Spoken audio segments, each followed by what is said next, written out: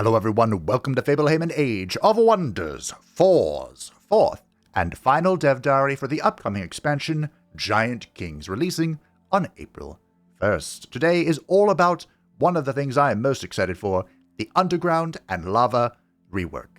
And the second half of this video will be going over the dev stream that occurred yesterday at this point. I'll leave a link in the description to both the dev diary for you to read at your own leisure, or the dev stream for you to watch for your entertaining pleasure. They took on quite a lot yesterday. So let's hop right into it, shall we?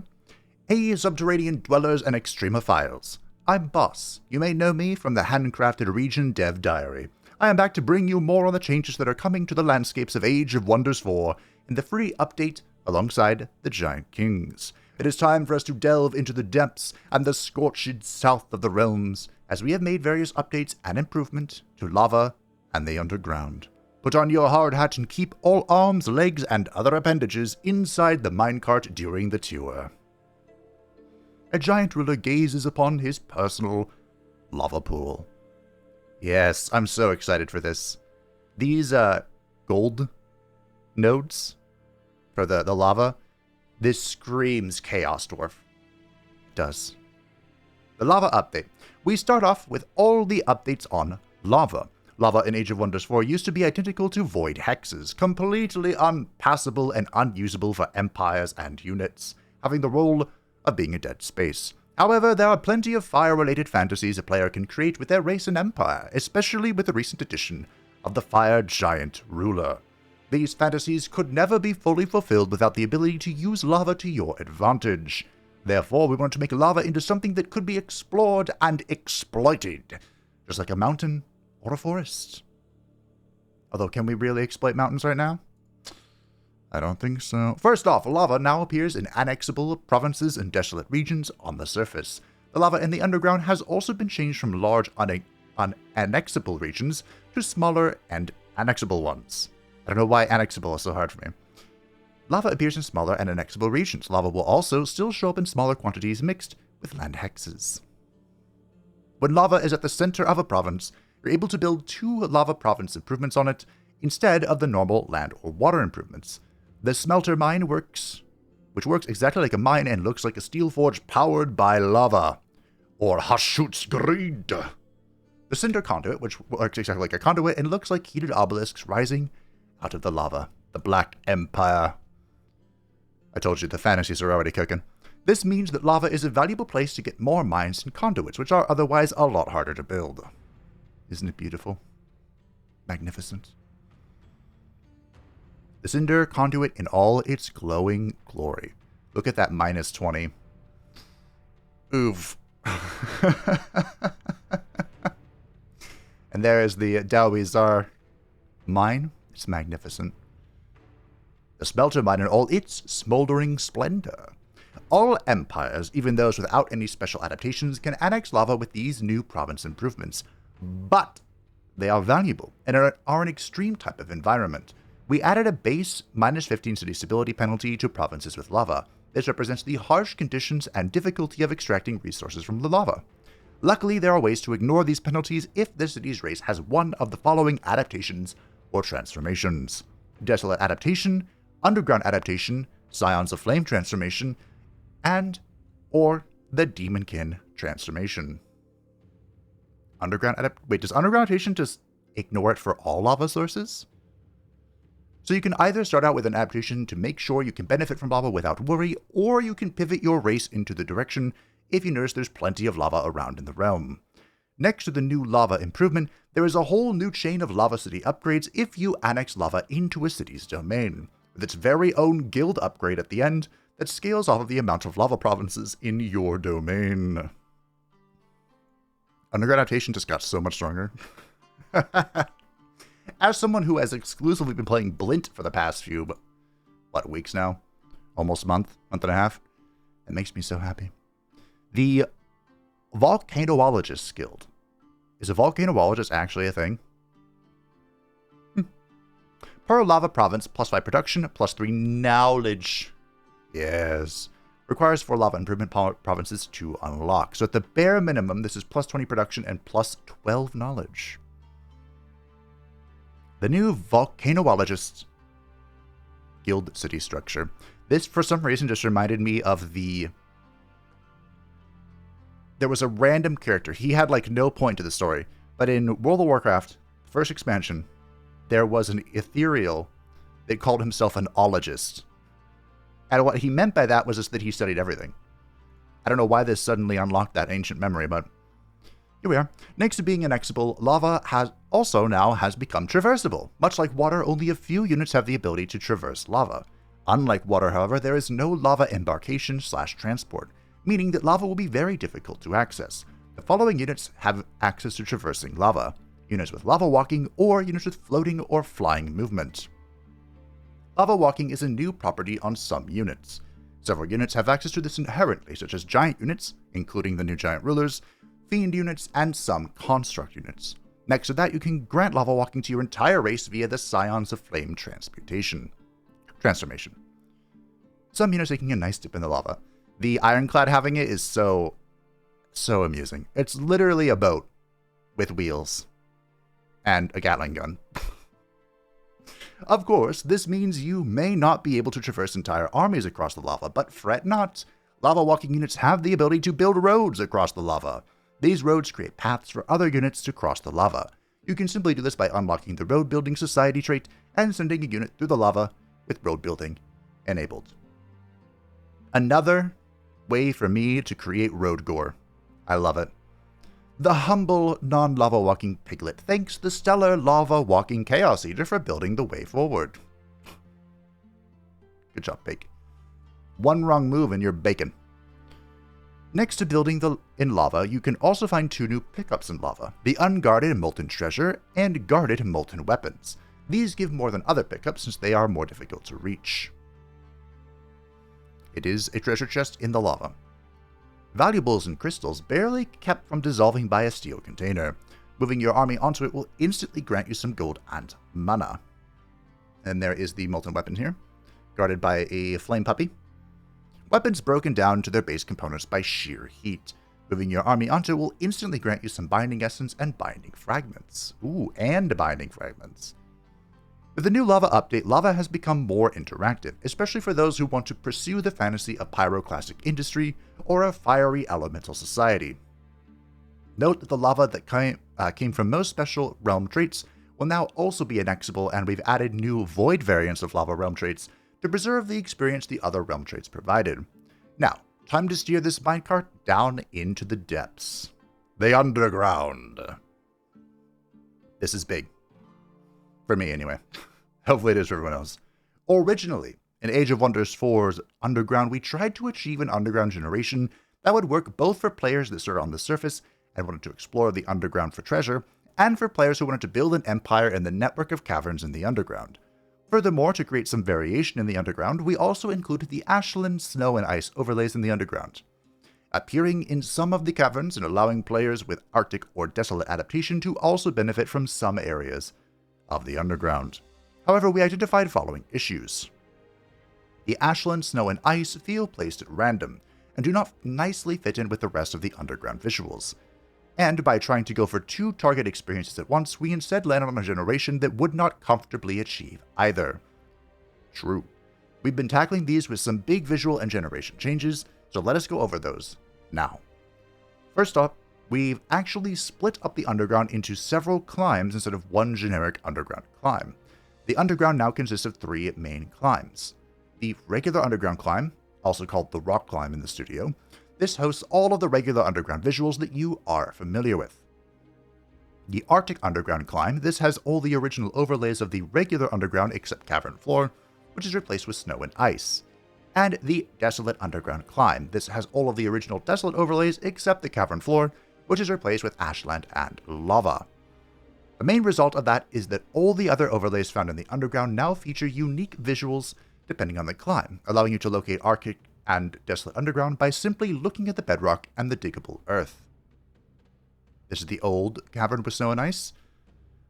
This is the old one with ashland and lava. Look at this. Just stuck.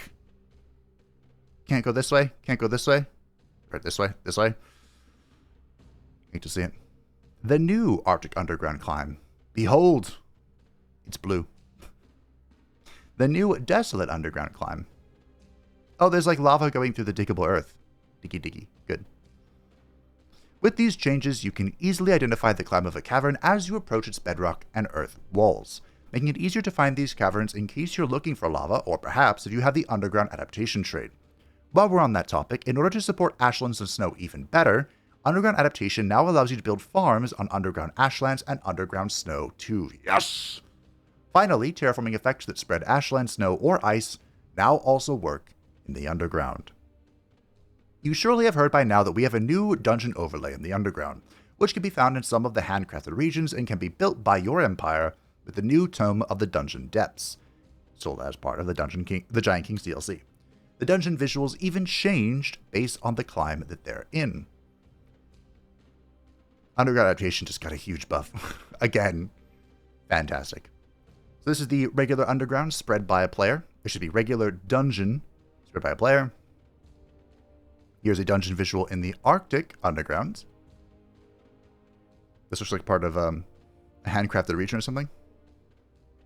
And dungeon visuals in the Desolate underground. Lastly, let's cover the changes to underground map generation. As mentioned before, we have two target fantasies for the player for the underground. We have focused on making the standard underground better suitable for players that like to settle in the underground, as we noticed the tendency for players to ignore the underground when playing on the surface. Really? I mean, I can see this. Because sometimes you would go down the cavern, you'd take a peek and you'd go, there's lava, there's bedrock, I don't want to deal with this, we're moving on.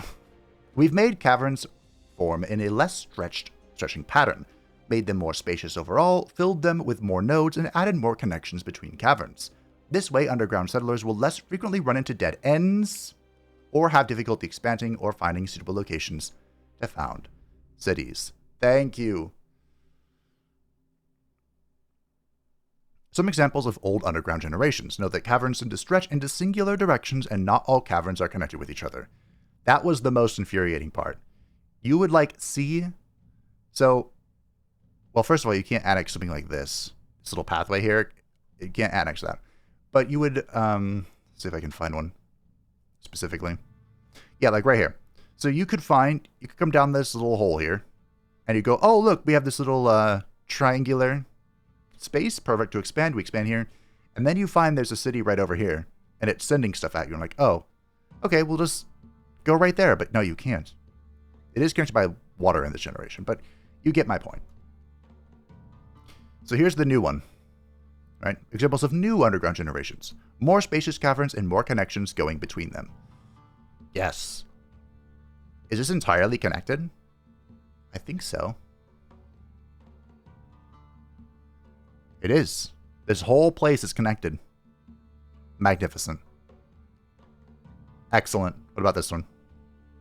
I'm assuming these are just two differently randomly generated ones. That's a block, but that's okay. It's connected here. Connected here. I love it.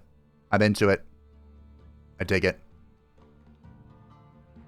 I think these passageways are still unannexable, but we can make do now that we can get between them. We still wanted players to be able to experience the underground as an explorer, mainly playing and settling on the surface, but being able to gain treasure in the depths below, and even annex partially underground in order to grab more nodes or ancient wonders. Therefore, we added a new realm trait called Explorative Underground. Realm trait is pretty self-explanatory, so check it out below. So the underground in this realm is filled with a labyrinth of tunnels and small caverns, filled with treasure but not as suitable for settling. The underground's caverns are much smaller but are more numerous, additional pickups appear in the underground, additional ancient wonders appear in the underground, and more underground provinces are covered in diggable earth. It's mutually exclusive with small underground and underground start. They removed massive underground because I think that's now just the default size. The new explorative underground miscellaneous traits. And this is some examples of the new one. Okay. Yeah, there are so many pathways. Okay. Are they still all connected, though? I think so. Not bad. Not bad. We'll give it a try. Not as a Blint character, though. For sure. And there you have it. There are also numerous smaller tweaks of the underground, but we'd be digging for a while to show them. So discover all the ins and outs of the new Underground and Lava in the upcoming free Ogre update to Age of Wonders 4, released alongside the Giant Kings on April 1st. And that, my friends, is the final dev diary. It's short, to the point, and brings me unspeakable joy. I have been waiting for this for a long time, my green little friend. Two major points that I can think of at the moment. Free cities can diggy themselves out of a corner now. And the new society trait has to do with digging stuff, I believe, in the underground. I think it's like a 30% chance to find bonus nodes. So, there's so much more, but that's the main point. Now on to the second part of the video. It's time to talk about the dev stream. So Luis joined Thomas today on the dev stream, and they started things off with, well, they had to reload a few turns ago because the Fated region broke, but they were able to fix it, and we saw they encountered the new Storm Giants. I believe the Fire Giant wasn't reworked, the Storm Giant was reworked, and the Frost Giant has been added, which leaves the Stone Giant, which we have not seen. But the Storm Giant has the Lightning Strike, which is a chain lightning, and it has the Tempestuous Smash, which deals damage to the target unit. Enemy units in a 3-hex line behind the original target sustains 30% of the damage. So, big buffs to Mr. Storm Giant here. The Litharine Simulacrum was here. I think we've seen this before, but it's doing the JoJo pose, which is hilarious. So, and they had to fight it this time. So, the Crystal Charge. Charge an target enemy and deal 50% damage to adjacent enemies, which, as a regular charge, it just gains bonus damage as they move, cancels defense mode, the usual. And Chain Reaction. The target enemy sustains 36 lightning damage, and if they have Volatile Charge, it ends, triggering the effect. This effect that will then cascade. So if you're all stacked up with Volatile Charge, this guy is a monster. They were actually quite fortunate that in this fight, only the Simulacrum was the only Litharine. Everything else was just random stuff. This picture is... They found a way to change the army banners, and you can make them even smaller now. There's a new setting right here. The downside is that not only does it make the banners smaller, it also reduces the UI size of showing like how much damage you're going to do and why you're doing it and whatever. So 50% was too small. They changed it up. They made it a little bit larger here. This is showcasing that the giants are indeed shorter than the Giant King, who is the king, and thus he's large and in charge. By completing the Fated region, they obtained the artifact The Menhir of Storms, which adds 4 recruitment points to the Rally of Lieges, and allows them to recruit the Storm Giant. All non-hero giants and demi-giants you control gain the Blessings of Storms. That is, ogres and trolls. The Blessing of Storm gives the unit +3 lightning damage on base attacks, and increase for single-shot attacks, +1 resistance, +5 lightning resistance, attunement fortune, so whenever you cast a spell, they gain a stack of fortune, and chase effect immunity, Electrified. It's very powerful. And once they collected that, they looked over to the new artifact tab in the collections page. As you can see, they have one of Thagnakar's Heirs collection. I don't know how they're supposed to get the other. There are 2 other Fated regions, so I'm assuming it comes from that. But something happens when you collect them all. It's a happening. That's why it happens. See? I have no idea what that's about. So we'll have to find out on our own. There's also 3 other artifacts that are part of an undiscovered collection. I believe you can get this from the Crystal Dwelling, at least some of these.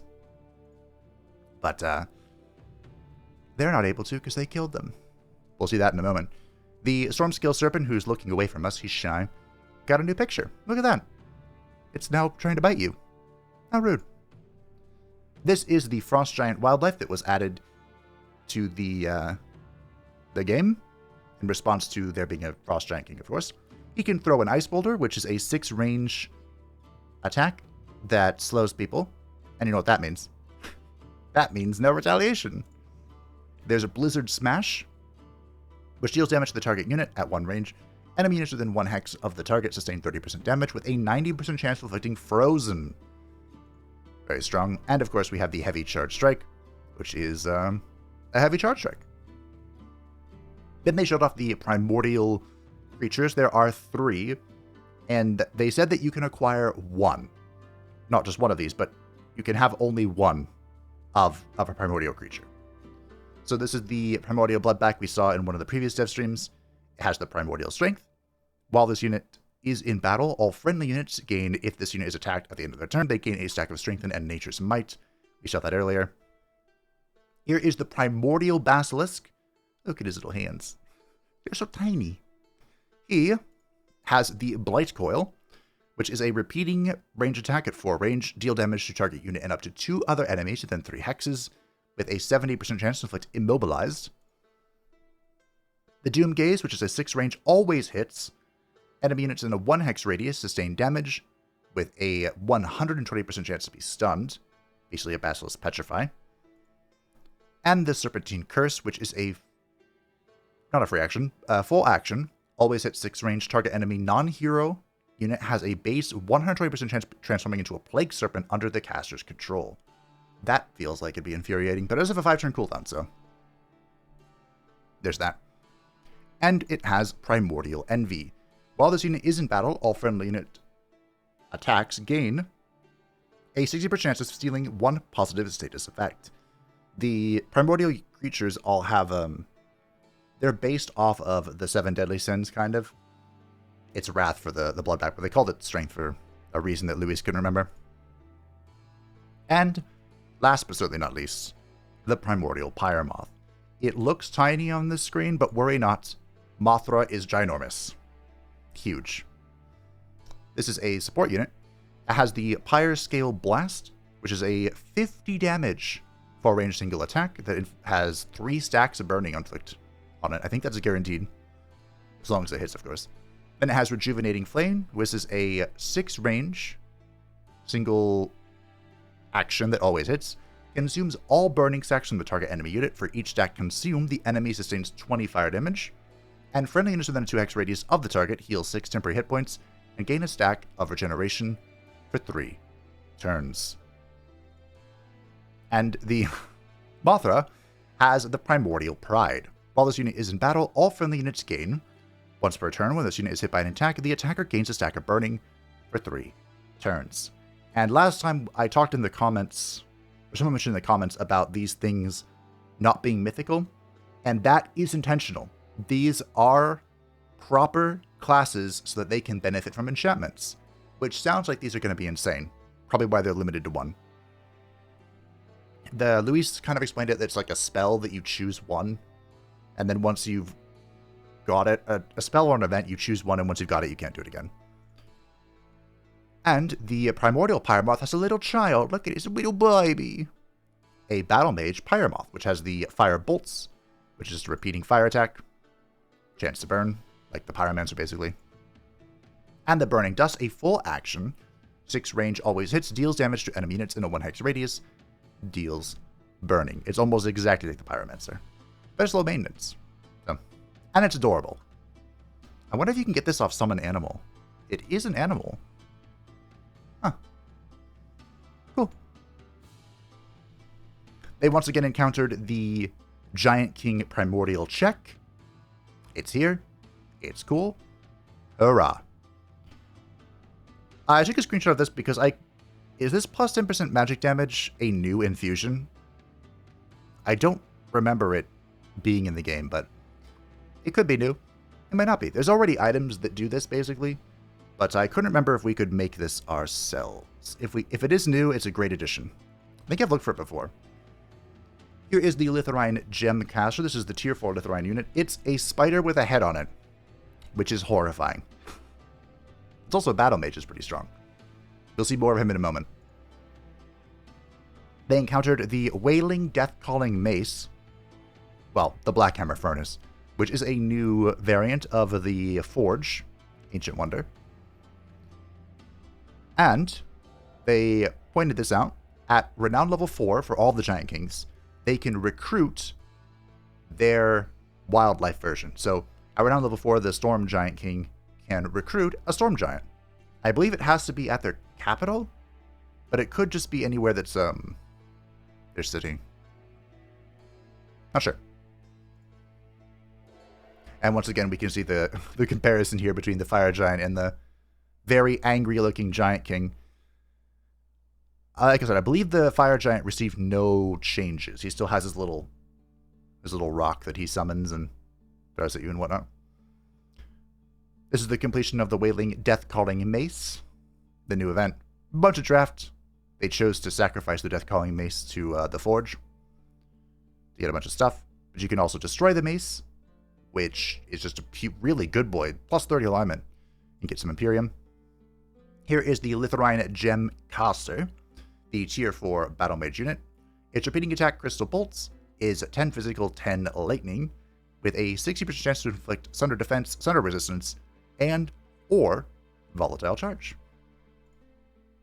And its other ability is Gem Stream, which is a 1 AP action, dealing 15 physical, 15 lightning, in a 5 hex long, 3 hex wide line, with a 90% chance to inflict a Volatile Charge.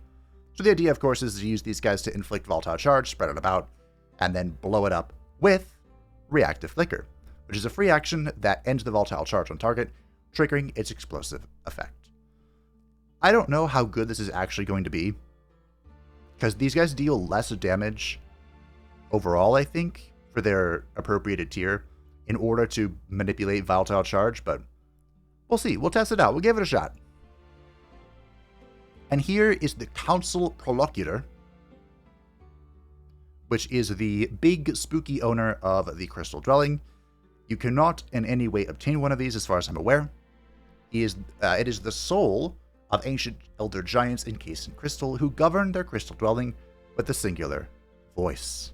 They did attack the crystal dwelling. Thomas really wanted to murder them. He is stationary, so he cannot move. But he has a 16 range attack, which I believe hits everywhere on the map. His base one is 18 physical, 18 lightning. Single action, deal damage to units in a 1 hex radius, with a 120% chance to inflict a Volatile Charge. His other action is a 1 AP always hits revive target friendly non-Litharine unit as a Litharine of its tier. They got kind of lucky in that, well, he has a few. Pretty much everything was Litharine in his roster. So, oh right, this army changes. We'll see it in a moment. And the Essence Pull. The target unit sustains damage. All enemy units within a 2 hex radius are pulled towards the target, with a 100% chance of being immobilized, dealing 23 physical, 20 lightning. Fun side fact here. Thomas mentioned that they wanted to do something similar to this with the Tome of Winds for its pulling ability, but they didn't have like the tech at the time. So they mentioned they may be going back to the Tome of Winds and changing something to be more like this, but we'll see. That'd make it more useful. And they were able to create the clay, well, they built the building to let them recruit clay units. They didn't actually make any. But just as a refresher, these are the clay units that come from the Tome of Dungeon Delving, or Dungeon Depths, whatever it's called. And they have Legion. For each other friendly unit with Legion in combat, this unit gains +1 defense, +1 resistance, and +1 physical damage on attacks, stacking up to 4 times, which means that it caps out at 5. Effects are increased for single shot attacks. So the idea behind this is basically you have 1 hero and then 5 of these guys leading a stack, and they do whatever they do. You know, lead them around, use them as defensive units, do your thing. The Shield Boys also have Spiked Shield, which I want to say this is the first time we've seen this. Melee attackers sustain 2 physical damage when attacking this unit. I love thorns and spikes. This brings me great joy. The Tome of Terramancy got a few reworks. It was in the patch notes, but we got a chance to see it here live. The Summon Rock Giants, look at them. Are these new? Earthquake Smash and Throw Boulder. I'm not sure why it's showing... Oh, is it showing lightning because of the men here? That's what it is. That's what it is. Okay. It's like, why is it showing lightning? It's still Mythic unit. It can't be enchanted. The Leyline Focus is a new enchantment for Battle Mage units and supports. At the start of the turn, and until the unit moves, this unit has plus 30% damage and plus 2 resistance. This is basically using the Ranger mechanic, which is a good mechanic, so utilize it. Tremor Ritual got reworked. because first of all, it was insane. But, all the siege projects got reworked. There it is. Every 2 turns, a random enemy unit is struck by an earthquake. Enemy non-flying, non-floating units within a 2 hex radius take 10 physical damage. Enemy non-flying, non-floating units within a 2 hex radius have a 90% chance of suffering slowed, so they don't retaliate. And obstacles, including walls, towers, and battlements within 2 hex radius, are destroyed. And 3 fortification damage. It's used to just, break stuff. It was the best in the game. This still might be the best in the game, but it was the uncontested GOAT. Earthshatter is been changed. The target habitable or uninhabitable province, enemy units in the province sustain 10 physical damage. It destroys mountains, stalagmites, and diggable earth, and now summons a stone spirit. So you can now... You could always summon one, right? But now, this is how you summon it. And I believe the other things were unchanged. They talked about it a little bit, but I think they were unchanged. Here's the Tome of Geomancy. Again, this was in the dev diary for the tome, and probably the patch notes, but here are the Resonant Blades. Base melee attacks of enchanted unit. Gain, apply a negative status effect based on the terrain. And this affects polearm, shock, shield, fighter, and skirmisher units. They actually were talking about this because they were going to go into one of the tombs, but all of the skeletons are bleed immunity, and it's on an underground tile, so this would do nothing. Nothing for their particular encounter there, but still funsies. The Hall of Geomantic Resonance is a building structure that gives resources based on the core of the city, so where the city was founded is important to this. Geomantic Crystallization is the major racial transformation for Materium. It finally has one, which gives elemental unit type, resistance to a specific damage based on the terrain the unit is on, and +2 damage on attacks based on the terrain the unit is on, with effects, of course, increased for single shots. And here is the Geomancer, the tier 4 Battle Mage. Battle Mage is going to be good fun in the future. I do hope to do a proper Battle Mage build. They have the Terra Bolts, which deals damage to target enemy unit. I believe this changes based on what terrain they're on. But by default, 16 physical damage repeating with a chance to bleed. And summon Elemental. Summon a tier 3 Elemental unit on target hex, which is changes based on the terrain type. So we can finally summon the Tide Spirit. The Water Boy can be ours. Finally. Mr. Rastin the Courageous, their knight, got the, is it tier 3? The tier 3 White Wolf mount, which has armor. I don't know if it always has armor, or is this because of the feudal culture? Has armor. It's cool. They'd have to get rid of Butt Stallion for it, though. They captured somebody who had the Trollkin Governor, which I think we've gone over, but just in case. While Governor, each Forester grants +2 city stability. At renown level 1, at renown level 2, each Forester grants +2 draft, and you can recruit Butcher Ogres and Brewer Ogres. At renown level 3, each province with rivers grant +2 food income, and you can recruit River Trolls. And at renown level 4, each Forester grants +2 mana, and you can recruit Swamp Trolls. Very, very good with the Draft Guild. Great joy. I hope we find one of these guys. Here is the incredibly zoomed in face when Thomas led the assault on Shelfall. That's about as close as I'm going to get, I think. The defenses of the Crystal Dwelling are the Litherite Walls, 30 fortification health, and it gives the Litherite Walls, which are fortified obstacles with a high amount of HP, and they inflict volatile charge on units within a 1 hex radius when they are destroyed. It also has the Volatile Runes, giving an additional 10 fortification HP, and every 2 turns, all attacking units have a 60% chance of suffering volatile charge, unless they are already suffering from it, which of course expires in 2 turns. So attacking one of these guys is really just opening yourself up to being volatile charged. But they didn't care. They went in, and the map looks really good. The walls, of course, were incredible obstacles, but just go in the front door. Or fly and or teleport over the walls. That works out. Here's some of the backdrop here. There's the big head is hanging out on his little throne here. They had the fumigation go off, so that's what the weekend's about. By destroying Shelfall, I think it's random what drops. You get one of their things. But they got the Crystallized Essence combat spell, Revive target non-Litherine non-hero unit as a Litherine of its tier. If victorious in combat, units revived can be kept for a mana cost. And it's worth noting, this is target unit, which means you can revive enemies as this and kind of just overwhelm your opponents, but it is 40 casting points, 100 mana. Things to consider. Things to consider. And upon its destruction, this is what it looks like.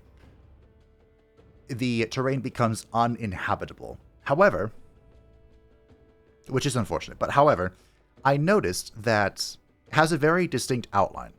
It's very large, so it's very much in the way. But unlike the Umbral Dwellings, which are also, uninhabitable, I don't believe this expands. I think this is just in its own space and it never, tries to get in your way. Well, to be fair, it's in the way right here, but that's just how the spawn worked. So, you can't really annex these in any way, but at least they aren't expanding to grow and be obnoxious. It is what it is. Maybe one day there'll be a mod or change, or it's just, here to stay. I believe these dwellings also need a realm trait to appear. So, if you don't want to deal with this plopped in the middle of the map, just turn on. GG. And here's a close-up of the ruins of Xialfal, where the Giant King stands victorious. You can walk on the mist-looking thing. It's like a crystallized floor. Just walk on it. No big deal. And that, my friends, was the Dove stream. I do have some notes, my handy-dandy notebook of things that were mentioned, but I don't have a picture for. Though sometimes I wrote down stuff I've already repeated.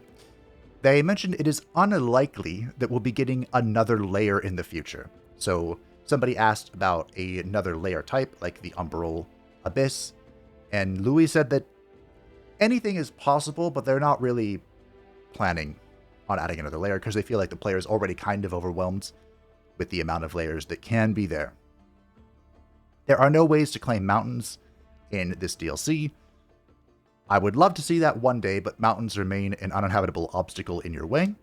There will be one more dev stream on the Thursday after launch, so 2 days after the game's release, or the expansion's release. I don't really plan on covering it, but I suppose I could if you wanted to, because we'll be busy playing. Well, we'll see. When Jenkins reached level 4, they can do their thing. Yes. Might be an update to the Tome of Winds. I talked about that. So they asked Luis about the Ascension traits. There are 2 new Ascension traits, one for each of the tomes. The Dungeon Tome gives you, I think you called it Gem Keeper or something, and basically it will spawn if I understood correctly, it will spawn a clay unit when you enter combat for free. Clay, if it's called Gem Keeper, it makes more sense for it to be a Litherine, right? But anyway, that's what that does. And the Tome of Geomancy gives Earthbender from Tome of Terramancy. I wasn't quite sure what he was mentioning. Maybe he meant Earthshatter. But it gives you a Tome of Terramancy spell just bound to you. I'm assuming in combat. The Archon Prophecies, the next expansion, will include a lot of buffs / reworks to various order things, which Luis has already begun to work on. And the reason we know this is because someone asked about the Tyrant Knight. The Tyrant Knight is currently outclassed by the new Tier 4 Feudal Knight. Thomas reiterated that. And there will be a change coming to them of some kind, leaving us in suspense. The Undead and the other giants that are coming in Archon Prophecy, speaking of the future, will be recruitable. Somehow, probably. The Tier 2 Serpents, or at least the Stormscale Serpent that we saw earlier, has a chance of getting Fleetfoot. That was just something that they were talking about in that final battle when the Sneck was unable to move through their own units. And that was everything that I noticed in today's dev stream. Yesterday's dev stream. Sorry, I slept through it again. But thank you all for watching. I hope that you enjoyed. This was the last one for the upcoming expansion. I will be there day 1 with a very, very special video for you to enjoy. And there will be a poll on the channel this weekend after the end of the 3rd Blint Saga thingamajig, the Under Imperius, to determine another playthrough that will probably be on April 7th. But as always, you can join the Discord description down below to stay updated with anything happening on the channel. Thank you to the patrons and the channel members support channel. I greatly appreciate you. And thank you for sticking through all of the Dev Diaries. They were a pleasure. It was a pleasure. And I hope to see you in the Giant Kings expansion on April 1st and later this year in Archon Prophecies. Bye.